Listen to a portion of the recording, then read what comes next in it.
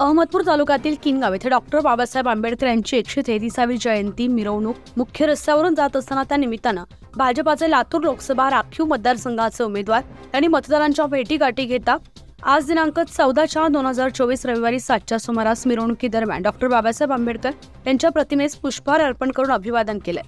या मिरवणुकीमध्ये कार्यकर्त्यांसमवेत डान्स केलाय।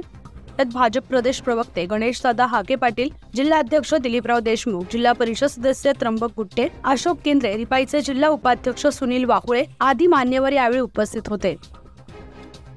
न्यूज 15 मराठीसाठी असलम शेख, लातूर।